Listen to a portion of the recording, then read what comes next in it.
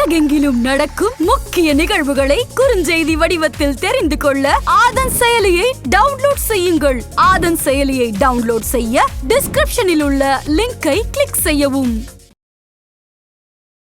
10ல் சூரியன் இருந்தால் வந்துட்டு எத்தி பேசுவாங்க அப்படிங்கிற மாதிரிலாம் சொல்லி கேள்விப்பட்டிருக்கோம். 10ல் சூரிய மந்திரத்தை எத்தி பிழைக்கணும். இப்போ வாய் திறமை அப்படின்றது கூட ஒருத்தவங்களை ஏமாற்றி சம்பாதிக்கிறதுன்னு கிடையாது. ஆனால் தன்னோட திறமையினால சக்ஸஸ் பண்ணுறது. ஓகே, ஜாதக கட்டத்தில் பார்த்தீங்கன்னா 7ல் சனி இருந்தாலே அவங்களுக்கு வயது முதிர்ந்த பெண் தான் திருமணம் பண்ணுவாங்க அப்படின்னு சொல்றாங்க. அது உண்மைதானா சார்? கண்டிப்பா உண்மைதான். அது ஏன்னா 7ல் சனி உட்கார்ந்துருக்கும் பொழுது தன்னை விட ஒரு மாதமாவது, ஒரு வயசு ஒரு மாதமாவது மூத்த பொண்ணை தான் அவர் திருமணம் செய்வார்.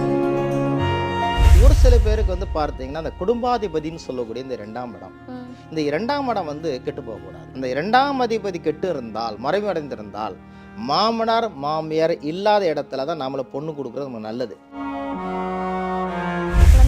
பேர் புகழ்லாம் கிடைக்குது. அதுக்கு என்ன மாதிரியான கிரக அமைப்புலாம் இருக்கு? இப்ப தகப்பனார் சேர்த்து வச்ச சொத்து அது பையனுக்கு கிடைச்சிடும். பையன் சேர்த்து வச்ச சொத்து தகப்பனார் கிடைக்குங்களா? பையனால் ஏற்படைய பேர் புகழ் அப்பாவுக்கு கிடைக்கும். ஜாதகத்துல பாத்தீங்கன்னா இந்த எதிரியோட தன்மை அதிகமா வலுத்திருக்கும் அப்படிலாம் சொல்றாங்க. அது உண்மைதான்? அதாவது ஜாதகத்தில் லக்னத்திற்கு 6 கூடியவன், அந்த 6ஆம் அதிபதி வலுக்க கூடாது. எதிரி நமக்கு ஸ்ட்ராங் ஆயிடும் அர்த்தம். லாபம் அடையிறவங்களும் நிறைய பேர் இருக்காங்க, நஷ்டம் அடையிறவங்களும் இருக்காங்க.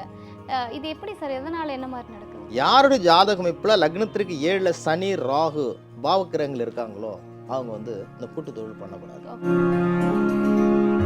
ஆதன் ஆன்மீகம் நேயர்களுக்கு புவனேஸ்வரியின் அன்பான வணக்கங்கள். முக்கிய நிகழ்வுகளை உடனுக்குடன் குறுஞ்செய்தி வடிவத்தில் தெரிஞ்சுக்க ஆதன் செயலியை இப்பவே டவுன்லோட் பண்ணுங்க. லிங்க் டிஸ்கிரிப்ஷன்ல இருக்கு.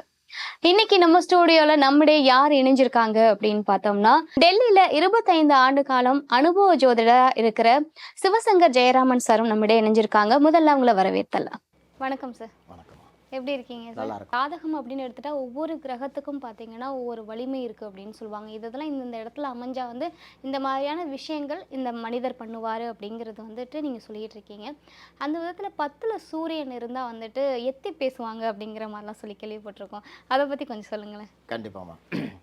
10ல் சூரிய மந்திரத்தை எத்தி பிழைக்கணும். இப்போ எத்தி பிழைக்கிறதுனால ஏமாத்துறதுன்னு அல்ல, வாய் திறமையினால பிழைக்கிறது. இப்போ வாய் திறமை அப்படின்றது கூட ஒருத்தவங்களை ஏமாற்றி சம்பாதிக்கிறதுன்னு கிடையாது. ஆனால் தன்னோட திறமையினால சக்ஸஸ் பண்ணுறது. ஒன்றும் இல்லை. இப்போ ஒரு கம்பெனின்னு வச்சுங்களேன், ஒரு ப்ராப்பர்ட்டியே இருக்குது. அந்த கம்பெனி உங்களுக்கு ஒரு டார்கெட் கொடுக்குறாங்க. இந்த ஒரு ப்ராப்பர்ட்டியை ஒரு 50லேருந்து 60 லட்சம் நீங்கள் சேல் பண்ணுங்க. உங்களுக்கு வேலிட்டி இருந்து ஒரு மாதத்துக்குள்ளே உங்களுக்கு டூரேஷன், இந்த ஒரு மாதத்துக்குள்ளே நீங்கள் செல் பண்ணணும். நீங்கள் ஒரு மார்க்கெட்டிங் பர்சன் வச்சுங்க. இதுதான் எத்தி பிழைக்கிறது அப்படின்றது. இப்போ என்ன பண்ணுவாங்க, இந்த ஒரு மாதம் உங்களுக்கு டைமிங்கு இந்த ப்ராப்பர்ட்டிங்க விற்று கொடுத்துடணும். கம்பெனி பண்ணியிருக்கிற டார்கெட் 50லேருந்து 60 லட்சம் தான். ஆனால் இவங்க என்ன பண்ணுவாங்க தெரியுங்களா, ஒரு வாரத்துக்குள்ள 70 லட்ச ரூபாய்க்கு விற்றுருவார். வித்தின் வீக்குள்ளே பார்த்தீங்கன்னா 70 லட்ச ரூபாய்க்கு சேல் பண்ணி கம்பெனியில் நல்ல பேர் வாங்கிடுவார். எல்லாரும் கை தட்டிடுவாங்க, சூப்பராக கிளாப் பண்ணி அருமையாக பண்ணியிருக்கீங்க, நல்லா பண்ணியிருக்கீங்கன்னு எல்லாரும் பாராட்டிட்டாங்க. ஆனால் அந்த மனிதர் வீட்டுக்குள்ளே போய் மனசுக்குள்ளே தானே நொந்து போவார். ஆஹா, இந்த கிளைண்ட்டை கொஞ்சம் நிறைய நம்ம பேசிட்டோமோ. ஏன்னா கம்பெனி கொடுத்துருக்க டார்கெட்டு 60 தான். ஆனால் இவரோட திறமையினால 70 வித்துட்டார். அப்போ தான் செஞ்ச தொழிலை நினச்சி வீட்டில் போய் வருத்தப்படணும். அவங்க ஏமாத்திட்டோன்றது இதில் ஏமாத்துன்னு சொல்ல முடியாது. இதுதான் வாய் திறமைன்றது. ஏன்னு வச்சுங்களேன், இப்போ அவர் ஒரு 70 லட்ச ரூபா வித்துட்டார். ஓகே, ஒருத்தவங்க வாங்கிட்டாங்க. அவங்க ஒரு 6 மாதம் 1 வருஷம் கழிச்சு இந்த ப்ராப்பர்ட்டி சேல் பண்ணுறாங்கன்னா என்ன ரேட்டுக்கு விற்பாங்க? அதிகமாக வைப்பாங்க, நஷ்டம் வர முடியாது. அதுவே பாருங்க, இப்போ ஒரு வாகனம் வாங்குறாங்கன்னு வச்சுங்க, ஒரு கார், ஒரு செகண்ட் ஹேண்ட் கார் எடுக்கிறாரு, ஒரு 5 லட்ச ரூபாய்க்கு வாங்குறாரு. அது 7 லட்ச ரூபாய் வித்துட்டாருன்னு வச்சுங்க, பேசி ஒருத்தர் கொடுத்துட்டார். அவங்க ஒரு 3 மாதம் கழிச்சு இந்த மார்க்கெட்டில் கூட திரும்ப ரீசேல் பண்ணுறாருன்னா அப்போ அந்த வெஹிக்கிள்ஸோட வேல்யூ என்ன இருக்கும்? கம்மியாயிடும். அப்போ அந்த இடத்துல தான் ஏமாத்துறது. ஒருத்தர் நம்ம நஷ்டப்படுத்திட்டோம். 7 லட்சத்துக்கு வித்துட்டோங்க காரை, அவர் திரும்ப ரிப்பீட்டில் கொண்டு போய் ஒரு 6 மாதம் கழிச்சு ரீசேல் பண்ணும்பொழுது இது 5 லட்சத்துக்கு மேலே போகாதுங்கன்னு சொல்லும்பொழுது அப்போ 2 லட்ச ரூபா அவங்களுக்கு நஷ்டம் படுத்துறாரு. கண்டிப்பாக. ஆனால் இவர் என்ன பண்ணுறாருன்னா 60 லட்ச ரூபா ப்ராப்பர்ட்டியை 70 லட்ச ரூபா விற்று கொடுத்துட்டாரு. அப்போ வாய் ஜாலம். அதேமாதிரி பார்த்தீங்கன்னா ஒரு சில பேர் ஒன்றும் இல்லை, ஏதாவது ஒரு கன்வின்ஸ் பண்ணணும் ஒரு விஷயத்த, அவங்களால சொல்ல தெரியாது ரொம்ப நேரம்.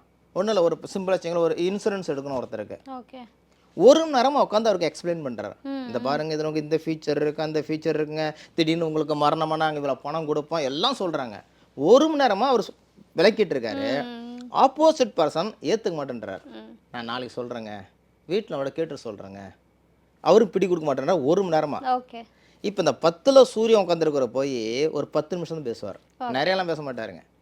ஜஸ்ட் அவருக்கு தெரியும் இந்த விஷயத்த சொன்னால் அவருக்கு போதுன்ற 10 நிமிஷம் ஒரு எக்ஸ்பிளைன் உடனே நெக்ஸ்ட் அவர் சொல்லுவோம், ஓகே சார் எங்கே சார் சைன் பண்ணணும் சொல்லுங்கள், நான் செக்கு கொடுக்கணும் பணமாக கொடுக்கணுமா. அப்போ வந்து மற்றவங்க வந்து பேசுகிறத வந்து மடக்கி பேசணும், ஒன்று எத்து பேசுறது. இதுதான் அந்த 10ல் சூரியன் வாய்ஜாலம். சூரியன் இருந்தா இருக்கும். கண்டிப்பாக அவங்க தான் இருப்பாங்க, வாய் திறமை உடையவங்க அவங்க. Okay sir. அதே போல் இப்போ வந்து திருமணம் அப்படின்னு நம்ம எடுத்துக்கிட்டாலே வந்து ஒரு சில பேருக்கு பார்த்தீங்கன்னா வயது முதிர்ந்த பெண்லாம் வந்துட்டு இப்போ நிறைய பேர் இப்படி கல்யாணம் பண்ணிகிட்டு இருக்காங்க. நம்ம பார்த்துட்டு இருக்கோம் ரீசெண்டாக சமூக வலைதளத்தில். பொதுவாகவே வந்து நம்ம ஜாதக கட்டத்தில் பார்த்தீங்கன்னா 7ல் சனி இருந்தாலே வந்து அவங்களுக்கு வயது முதிர்ந்த பெண் தான் திருமணம் பண்ணுவாங்க அப்படின்னு சொல்கிறாங்க. அது உண்மைதானா சார்? கண்டிப்பாக உண்மைதான் அது. ஏன்னா 7ல் சனி உட்காந்துருக்கும் பொழுது தன்னை விட 1 மாதமாவது, 1 வயசு 1 மாதமாவது மூத்த பொண்ணை தான் அவர் திருமணம் செய்வார். அப்படி செய்தால்தான் அந்த திருமண வாழ்க்கை சிறப்பாக இருக்கும். இப்போ ஆண்களுக்கு 7, பெண்களுக்கு 7 இல்லை 8. 8ல் சனி வந்திருக்கணும். அப்போ பெண்களுக்கு 8ல் சனி வந்தால் தன்னை விட வயது குறைந்த 1 மாதம், ஒரு 6 மாதம், 1 வருஷம் குறைந்த ஒரு பையனை தான் திருமணம் பண்ணுவாங்க.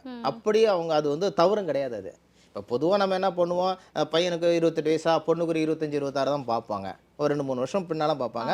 ஆனால் இந்த 7ல் சனி இருக்கிறவங்களுக்கு பெரும்பாலும் பார்த்தீங்கன்னா ஒன்று பொண்ணு தன்னை விட வயசில் மூத்தவங்களாக இருப்பாங்க, இல்லை பெண்களாக இருந்தால் தன்னை விட வயசில் குறைஞ்ச ஒரு பையனை திருமணம் செய்தால் அந்த வாழ்க்கை சிறப்பாக இருக்கும். இதே போல் வந்து இப்போது கல்யாணம் அப்படிங்கிறது நிறைய உறவினர்கள் இருந்து பண்ணக்கூடிய ஒரு விஷயம். அப்படி வந்து போகிற பொண்ணு பார்த்தீங்கன்னா நிறைய கனவுகளோட தான் அங்கே போவாங்க, கணவர் வீட்டுக்கு போவாங்க. இந்த மாமனார் மாமியார் உறவு எப்படி இருக்கும்னு நிறைய பெண் வீட்டார்கள் வந்து பார்ப்பாங்க. மாமியார் செட் ஆவாங்களா கொஞ்சம் பார்த்து சொல்லுங்கள், நாத்தனார் செட் ஆவாங்களா அப்படின்னு பார்த்து சொல்லுங்கம்பாங்க. அதை பற்றி கொஞ்சம் சொல்லுங்கள். கண்டிப்பாக நல்ல கேள்வி கேட்டீங்க. ஏன்னா நிறைய இடத்துல இப்போ வந்து கல்யாணம் பண்ணும்பொழுது மாமனார் மாமியார் குடும்பத்தில் இருக்கணும் தான் ஆசைப்படுறாங்க நிறைய பேர். இருந்தாலும் ஒரு சில பேருக்கு வந்து பார்த்தீங்கன்னா அந்த குடும்பாதிபதினு சொல்லக்கூடிய இந்த 2ஆம் இடம், இந்த 2ஆம் இடம் வந்து கெட்டு போகக்கூடாது. இப்போ நீங்கள் கல்யாணம் பண்ணுறதுக்கு முன்னாடியே முதல்ல நம்ம வீட்டில் ஒரு பொண்ணு இருந்தாலும் சரி, முதல்ல நம்ம அந்த ஜாதகத்தை பார்த்துக்கணும். அந்த 2ஆம் அதிபதி கெட்டு இருந்தால், மறைவு அடைந்திருந்தால், மாமனார் மாமியார் இல்லாத இடத்துல தான் நம்மளை பொண்ணு கொடுக்குறது நமக்கு நல்லது. இப்போ 2ஆம் இடம்னா என்ன மாதிரியான கிரகங்கள்? லக்னத்திற்கு 2ஆம் அதிபதி, அந்த வீட்டுக்குடைய கிரகம் வந்து எங்கே மறைஞ்சிட்டாரா. இப்போ ஒரு கணக்கு வச்சுங்க, ஒரு மீன லக்னம் வச்சுங்களா, அந்த மீன லக்னத்துக்கு 2ஆம் அதிபதி செவ்வாய், அந்த செவ்வாய் 6, 8, 12 போய் மறையக்கூடாது. அப்போ இந்த 2ஆம் அதிபதி கிரகம் மறைஞ்சிட்டால் அவங்களுக்கு மாமனார் மாமியார், இது வந்து பெண்களுக்கு மட்டும் இல்லை ஆண்களுக்கு நிறைய பேர் இருக்குது. நிறைய பேர் திருமணம் ஆனதுக்கு அப்புறம் பார்த்தீங்கன்னா மனைவி அழைச்சிட்டு போவாங்க, அந்த காரணம் நின்றுப்பாரு, வண்டியை நின்றுக்கிட்டு நீ வேணா உங்கள் அப்பா அம்மா வீட்டு போயிட்டு வா, நீ போகிறத நிறுத்த மாட்டேன், நீங்கள் அப்பா அம்மா வீட்டு போயிட்டேன், ஆனால் நான் வரமாட்டேன் அந்த வீட்டுக்கு. அது என்ன, இந்த 2ஆம் இடம் போய் மறைஞ்சிட்டால் அவங்களுக்கு வந்து மாமனார் மாமியார். அதே மாதிரி இந்த பொண்ணுக்கும் பார்த்தீங்கன்னா இப்போ கல்யாணம் பண்ணும்பொழுது நம்ம பார்த்து செய்கிறது நல்லது தான். மாமனார் மாமியார் இல்லாத இடமா பார்த்து திருமணம் செய்தால் அவங்க நல்லா இருக்கும். இப்போ அவங்க இருக்கிறாங்க, இந்த பொண்ணு நல்ல பொண்ணு தான். இப்போ இதே நிறைய இடத்துல பார்த்துருப்போம், ஒரு வீட்டில் 2 மருமக 3 மருமக இருப்பாங்க. இப்போ 3ஆவது மருமக வெளியில் இருக்காங்க வச்சுங்களா, உண்மையாக அவங்க வந்து இந்த மாமனார் மாமியாரோட பாசமாக இருப்பாங்க, நல்ல ட்ரெஸ்ஸு நல்ல எல்லாத்தையும் செய்வாங்க. ஆனால் அவங்க என்ன சொல்லுவாங்கம்மா, இப்போ ஒரு நல்ல ட்ரெஸ்ஸு கொண்டு கொடுத்தா கூட இது என்னது சரியில்லை வாங்கி கொடுத்துட்டேன், இது எனக்கு சரியாக கவனிக்கல, அவங்க குறை சொல்லிட்டு தான் இருப்பாங்க.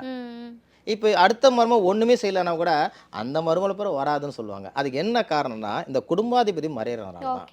இப்போ யாருடைய ஜாதகத்தில் குடும்பாதிபதி மறைஞ்சிருந்தால், ஒன்று மாமனார் மாமியார் வெளியில் இருக்கிறாங்க, இப்போ ஊரில் இருக்காங்க, இவங்க தனியாக இருக்கிறாங்கன்னா அப்போ ஒன்றும் பிரச்சனை இல்லை.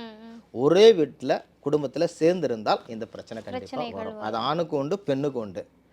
பெண் பிரச்சனை வெளியில் வந்துடுது, ஆண் பிரச்சனை வெளியில் வரல, அதுதான் காரணம், வேற ஒன்றும் கிடையாது. ஸோ இப்போ வந்து நம்ம சுப காரியங்களாக இருக்கட்டும், இதுக்கெல்லாம் வந்துட்டு நம்ம செலவு பண்ணுறோம் அப்படின்னா அது வந்து சுப விரயம் அப்படின்னு சொல்கிறோம். இன்னொரு பக்கம் வந்து ஒரு வாகனத்துக்கு நம்ம வந்து பழுது பார்க்குறோம் அப்படின்னா அதுக்கு வந்துட்டு அது வந்து கெட்ட விரயம் அப்படிங்கிற மாதிரி சொல்லிட்டு இருக்கோம். இது நல்லது கெட்டது இதை பற்றி கொஞ்சம் சொல்லுங்களேன். இந்த விரயத்தில் விரையாதிபதினு சொல்லுவோம், 12 கூடியவன். இந்த 12வது கூறியம் வந்து நல்லவர அமர்ந்து சுப கிரகங்கள் அமர்ந்திருந்தால் அவர் பண்ணக்கூடிய விரயம் வந்து சுபகாரியமாக இருக்கும். சுப செலவுன்னா ஒரு கோயிலுக்கு போகிறேன், இல்லை வெளியில் ஒரு டூர் போயிட்டு வரேன், இதெல்லாம் ஒன்றும் தப்பு கிடையாது. ஒரு நல்ல ட்ரெஸ் வாங்குறேன். ஒரு சில பேருக்கு வெளிநாடு போய் சுற்றி பார்த்துட்டு வரணும் ஆர்வம் இருக்கும். ஒரு சில பேருக்கு லக்ஸரி கார் வாங்கணும். இதெல்லாம் வந்து சுபகாரியமான ஒரு செலவுகளை பண்ணுவாங்க. ஓகே. இப்போ ஒரு சில பேர் பாருங்களேன், தவறான வழிகளை செலவு பண்ணுவாங்க. இந்த செலவு 2 விதமாக எடுத்துக்கலாம். சம்பாதிக்கிறது ஏதோ ஒன்று தான். ஒரு சில பேருக்கு இப்போ புகைப்பிடித்தல், அந்த நான் இப்ப புகைக்கு செலவு அதான் சார் பண்ணக்கூடியது. நினைச்சு நீங்க சொல்லிட்டீங்க. ஓகேங்களா? புகைப்பிடித்தல், அதில் வந்து செலவு பண்ணுறது. மது மங்கை, இது செலவு. இதெல்லாம் வந்து தவறான வழிகள் செலவு. இது வந்து பணமும் செலவு, மனதுக்கும் அது வந்து உடலுக்கும் வந்து கேடு. அது வந்து இந்த மாதிரி விரை செலவுகள். இது வந்து 12ஆம் அதிபதி கெட்டு அமர்ந்திருந்தால் அவர்களுக்கு இந்த மாதிரி தவறான வழிகள் நட்புகள் வந்து உண்டு பண்ணி கொடுத்துரும். Okay okay. நட்பு இப்போ வந்து ஒரு தவறான தவறான வழியில் ஒரு யாராவது ஒருத்தவங்க வந்து இவங்களை வந்து அப்ரோச் பண்ணுறாங்கன்னு வச்சுங்களேன். இப்போ ஏதோ ஒரு மது பழக்கத்துக்கோ ஒரு புகைக்கு வந்து இவங்களை கூப்பிட்டா கூட முதல்ல இவங்க சொல்லுவாங்க, அப்பா நான்லாம் வரலப்பா, எனக்கு வேண்டாம், எங்கள் குடும்பத்துக்கு சம்மந்தம் இல்லைன்னு ஒதுங்குவாங்க. ஆனால் கொஞ்ச நாளைக்கு அப்புறம் இவரே தேடிட்டு போவார். ஓகே. அவர் கூப்பிடுவார், நீங்கள் வாங்க, நீங்கள் வந்து செஞ்சு கொடுங்க அப்படின்னு சொல்லுவாங்க. அப்போ வந்து இந்த 12ஆம் இடத்தை வைத்து தான் அவர் வந்து ஒரு நல்ல விதத்தில் செலவு பண்ணுறாரா இல்லை கெட்ட விஷயத்தில் செலவு பண்ணுறாருன்றதை அதை வச்சு நம்ம அதை வச்சு தெரிஞ்சுக்கலாம். நம்மளால கணிக்க முடியும் கண்டிப்பாக அப்படின்னு கண்டிப்பாக சொல்றீங்க. கண்டிப்பாக அதே போல இப்ப இருக்கிற குழந்தைகள்லாம் பாத்தீங்கன்னா தாய் தந்தையருக்கு வந்து நிறைய பேர் புகழ்லாம் வந்து வாங்கி கொடுத்துட்டு இருக்கிறத நம்மளால பார்க்க முடியுது. அது எப்படி சார் குழந்தைகளால பேர் புகழ்லாம் கிடைக்குது? கண்டிப்பாக இருக்குமா. அதாவது அதுக்கு என்ன மாதிரியான கிரக அமைப்புலாம் இருக்கு? கண்டிப்பாக அதாவது ஒரு மனிதன் இந்த உலகத்தில் பிறக்கிறான்னு சொன்னால் அவனுக்கு அடுத்த ஒரு ஜெனரேஷன் வந்து அடுத்தடுத்து வந்துக்கிட்டே இருக்கணும். ம். இப்போ தகப்பனார் சேர்த்து வச்ச சொத்து அது வந்து பையனுக்கு கிடைச்சிரும். பையன் சேர்த்து வச்ச சொத்து தகப்பனார் கிடைக்குங்களா? கிடைக்கும். கிடைக்காது.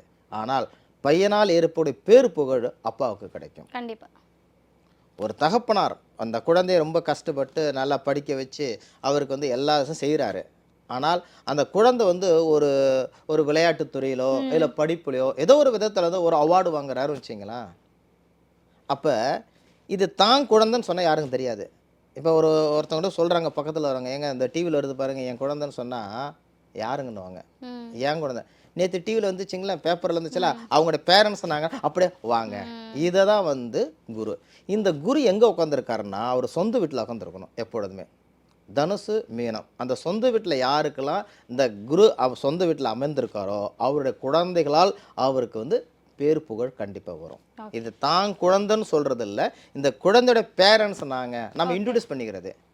இந்த ஒரு ஆக்டரை வந்தால் கூட வச்சுங்களேன், இந்த நடிகர் வந்து என்னுடைய பையன் அப்படின்னு சொல்கிறத விட இந்த ஆக்டரோட அப்பா நான் தாங்க அப்படின்னு தன்னை விட தன்னோட குழந்தைகள் வந்து ஒரு பேரு புகழ் அடைகிறது வந்து இந்த குருடைய அமைப்பில் ஏற்படக்கூடியதம்மா. Okay sir.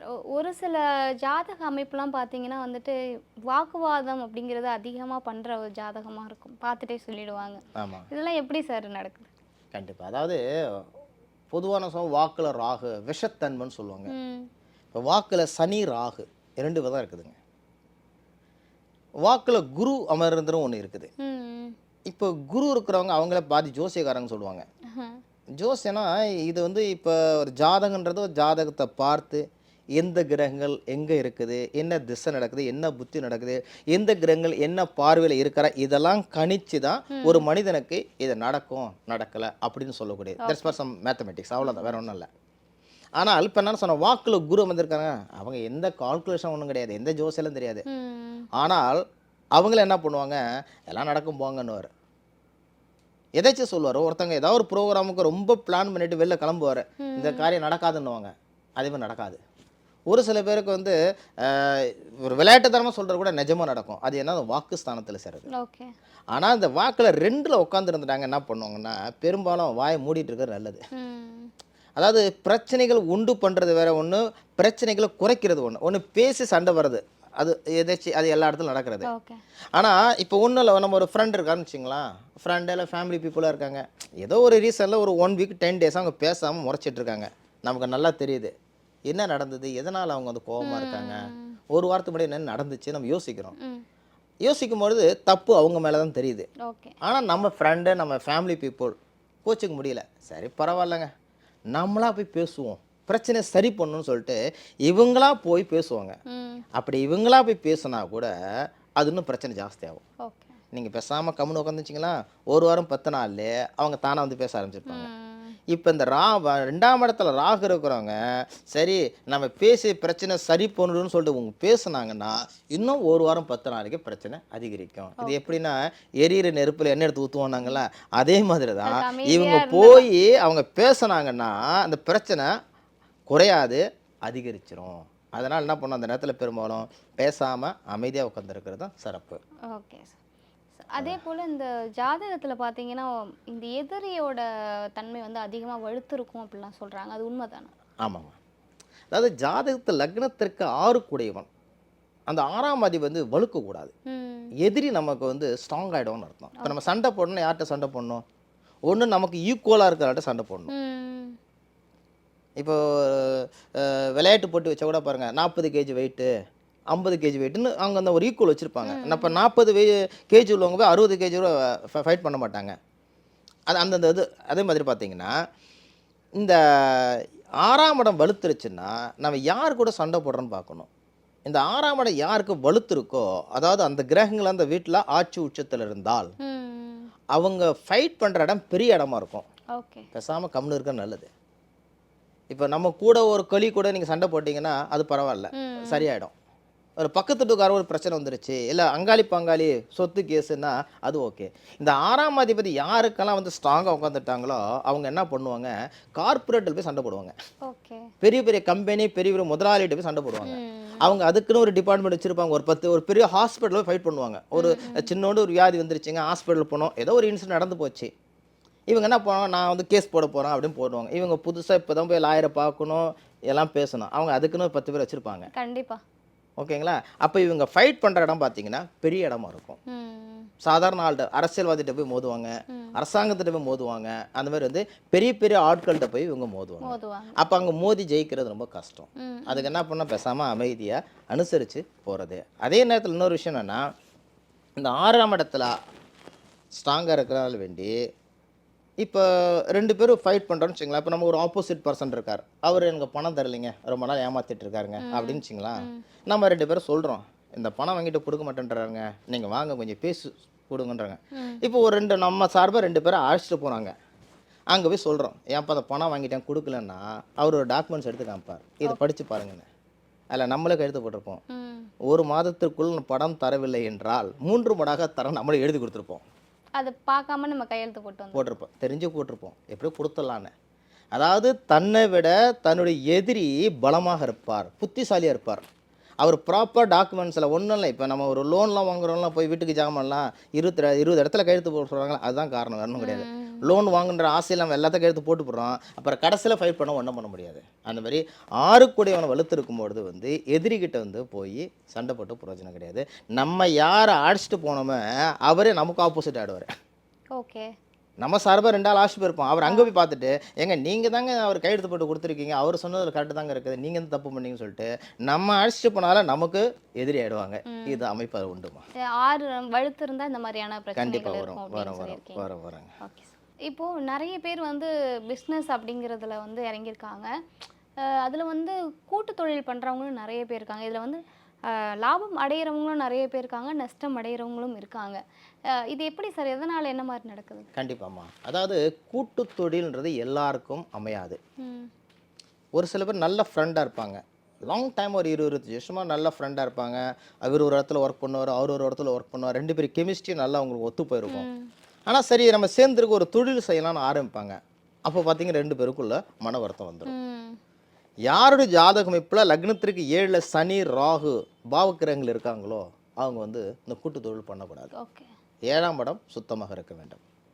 2வது லக்னாதிபதி வந்து மறைந்திருந்தால் 6, 8, 12 மறைந்திருந்தால், ஒன்று அவங்க யாரு கீழே வேலை உத்தியோகம் பார்க்கணும், வேலை ஜாப் பண்ணணும். அப்படி இல்லைன்னா யாராவது ஒரு ஆள் பார்ட்னர்ஷிப்பில் நீங்கள் சேர்த்துட்டு செய்யலாம். இந்த கூட்டு தொழில் 2 விதம் இருக்குது. ஈக்குவல் பார்ட்னர், நீங்கள் ஒரு 50% போடுங்க, நான் ஒரு 50% போட்டு செய்கிறது வந்து அது இயற்கையான ஒரு பார்ட்னர்ஷிப். யாருடைய ஜாதகத்தில் லக்னாதிபதி மறைந்திருக்கோ அவங்க என்ன பண்ணணும்னா பார்ட்னர்ஷிப் கொடுக்கணும் கண்டிப்பாக. ஆனால் அவங்க பார்ட்னர் கிடையாது, அவங்க இன்வெஸ்ட்மெண்ட்லாம் பண்ண மாட்டாங்க. இப்போ நீங்கள் இருக்கீங்க வச்சிங்களா, நான் ஒரு பிஸ்னஸ் ஆரம்பிக்கிறேன்னு சொன்னால் ஜஸ்ட் நேம் மட்டும் உங்களுடைய பார்ட்னர், இன்வெஸ்ட்மெண்ட் ஃபுல்லாக என்னோட தான் இருக்கும், இந்த ஒர்க்கெல்லாம் நானே தான் பண்ணுவேன். ஆனால் உங்களுக்கு கொடுக்க வேண்டிய ஷேர் நான் கொடுத்துடணும். அவங்க தான் வரவே இல்லையே, ஒன்றுமே செய்யலையே, அவங்க பணமும் போட்டாங்க, நான் எதுவும் கொடுக்குன்னு சொல்லிட்டு நிறுத்திட்டேன்னு சொன்னால் இங்கே வியாபாரம் ஓடாது. ஓகே. அப்போ வந்து கூட்டு தொழில்ன்றது என்னென்னா, லக்னாதிபதி உங்களுக்கு மறைஞ்சிருந்தால் யாராவது, அதாவது உங்களுடைய உழைப்பு, அப்போ இப்போ நம்ம அடிக்கடி இந்த ஜாதகத்தில் ஒரு சொல்ல லக்னாதிபதி மறைவு, லக்னாதிபதி மறைவுன்னு அடிக்கடி இந்த ஒரு வார்த்தை உபயோகப்படுத்துகிறான். ஆமா. அது ஏன் அப்படின்றா, இந்த உலகத்தில் நம்ம பிறக்கும் பொழுதே வந்து முன் ஜென்மத்தில் செய்த பாவத்தின் அடிப்படையில் தான் நம்ம இந்த ஜென்மத்தில் பிறக்கிறோம். ஓகே. இப்போ உங்களுக்கும் எனக்கும் ஒரு லட்சன்றது ஒரு ரொம்ப கஷ்டமான விஷயம்தான். ம். அதே வந்து ஒரு அம்பானியோ பெரிய பெரிய கோடீஸ்வரர் வீட்டுக்கு புள்ள பிறந்திருந்தோன்னா கோடியே அவங்களுக்கு ஒன்றுமே கிடையாது. கண்டிப்பா. ஏன் பேசாமல் அங்கே போய் பிறந்திருக்கலாமா நம்ம? ம். நம்ம ஏன் இங்கே பிறந்துக்கிட்டு ஏன் கஷ்டப்படணும்? அப்போ நம்ம முன் ஜென்மத்தில் செய்யப்பட்ட பாவங்கள், நல்லது கெட்டது, அதன் அடிப்படையில் நம்ம இந்த ஜென்மத்தை எடுக்கிறோம். அப்போ நீங்கள் போன ஜென்மத்தில் நீங்கள் நல்லது செஞ்சுருந்தீங்கன்னா உங்களுக்கு இந்த ஜென்மத்தில் லக்னாதிபதி சரியாக அமைஞ்சிருவார். ஓகே. போன ஜென்மத்தில் நிறைய பேர் வாங்கிக்கிட்டு நம்ம கொடுக்காம இருந்தோம்னா ஏதோ ஒரு விதத்தில் நம்ம வந்து பாதிக்கப்பட்டதுனால வேண்டி தான் இந்த ஜென்மத்தில் லக்னாதிபதி மறைவு ஸ்தானத்துக்கு கொடுக்கறது. நம்ம பிறக்கிற நேரத்தை நம்ம டிசைட் பண்ண முடியாது. அப்போ இந்த லக்னாதிபதி மறைவு அடைந்ததுனால வேண்டி நீங்கள் பார்த்தீங்கன்னா இப்போ நம்ம உழைக்கணும், ஆனால் உழைப்பை மற்றவங்க எடுத்துக்கணும்.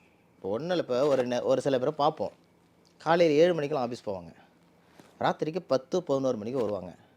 ஈவன் சாட்டர்டே சண்டே கூட அவங்க ஒர்க் பண்ணுவாங்க, ரொம்ப ஹார்ட் ஒர்க் பர்சன் பண்ணுவாங்க. பட் தேர் க்ரோத், அவங்களோட டெவலப்மெண்ட் என்னன்னு பாருங்கள். லாஸ்ட்டு 10 வருஷம் பாருங்கள், அதே ஒரே பழைய பைக் வச்சு ஓட்டிகிட்டு இருப்பார், அதே பழைய வீடு தான், பெயிண்ட் கூட அடிச்சிருக்க மாட்டார், ஆனால் டே நைட்டு ஒர்க் பண்ணிகிட்டு இருப்பார். ஓகே. ஒரு சிலவர் பாருங்களா, பொறுமையாக 10-11 மணிக்கு ஆஃபீஸ் போவாங்க, சாயங்காலம் 5-6 மணிக்கு வீட்டுக்கு வந்துடுவாங்க, சாட்டர்டே சண்டே ஹாயாக இருப்பாங்க. எவ்ரி இயர் ஒரு வருஷம் பார்த்தீங்கன்னா ஒரு புதுசு புதுசாக கார் வாங்கிட்டு இருப்பார். இவருக்கு மட்டும் காசு எங்கேது வந்துச்சு? இதை தான் இந்த லக்னாதிபதி. ஓகே. அதாவது இந்த ஜென்மத்தில் பிறந்தவங்க நீங்கள் உழைச்சி உங்களோட உழைப்பை மற்றவங்களுக்கு கொடுக்கணும். இதை தான் கான்செப்ட். இப்போ உங்கள்கிட்ட ஒரு 1000 ரூபா வருதுன்னு வச்சுங்களேன், இந்த 1000 ரூபா உங்கள் பணம் கிடையாது, 200 ரூபா தான் உங்கள் பணம், 80 ரூபா 800 200 ருபீஸ் உங்களுக்கு 800 வந்து வேற ஆளுக்கு கொடுக்கணும். அதான் உழைச்சி மற்றவங்களுக்கு கொடுக்கணும். அதான் அந்த லக்னாதிபதி மறைஞ்சவங்க என்ன பண்ணணும்னா, தே ஆர் ஒர்க்கிங் ஃபார் 20%. அவங்க வந்து ஒரு 20%, அதாவது யோகத்தில் இருக்கிறவங்க 20% ஹார்ட் ஒர்க் பண்ணாங்கன்னா 80% கிடைக்கும் அவங்களுக்கு. இந்த லக்னாதிபதி மறைஞ்சவங்களை பார்த்தீங்கன்னா 80% உழைச்சாதான் அவங்களுக்கு 20% ஆப்போசிட்டா நடக்கும். அப்போ வந்து வாழ்க்கை கொஞ்சம் சிரமமாக தான் அவங்களுக்கு இருக்கும். இப்போ இவங்க என்ன பண்ணணும்னா, இந்த நேரத்தில் கூட்டுத்தொழில ஒரு ஆளை அமைச்சிக்கிட்டு, நீங்கள் மனிதரை வச்சிங்க, இல்லைன்னா ஒரு கோயிலை கூட ஒரு பார்ட்னரை வச்சிங்க, தப்பு கிடையாது. ஏதோ ஒரு கோயிலை மனசில் நினச்சிங்க, நான் அந்த பார்ட்னர்ஷிப் கொடுத்துறேன், ஆனால் ஒன்று கொடுத்துட்டுன்னு சொல்லிட்டு அவர் நான் கோயிலில் கேட்க போகிறாங்கன்னு ஏமாத்திட்டிங்கன்னா நஷ்டப்படுத்துகிறோம். அப்போ உங்களோட உழைப்புலேருந்து ஒரு பர்டிகுலர் பார்ட்டை கொண்டு வந்து நீங்கள் யாருக்காவது இனாமாக கொடுக்கணும் இந்த ஜென்மத்தில். அதுதான் உங்களுக்கு அமைப்பு. அப்படி செய்தால் அது கூட்டுத்தொழில் உங்களுக்கு திருப்தியாக இருக்கும், வெற்றி கொடுக்கும். Okay sir. ஸோ இந்த பதிவில் பார்த்தீங்கன்னா நிறைய விஷயங்கள் நம்ம பார்த்துருந்தோம். எல்லாத்துக்குமே வந்து ஒரு தெளிவான ஒரு விளக்கம் கொடுத்துருந்தீங்க. மக்களுக்கும் பயனுள்ள ஒரு தகவலாக இருக்கும் சார். மறுபடியும் இதே மாதிரி வேற ஒரு பதிவில் சந்திக்கும். நன்றி. நன்றி, வணக்கம்.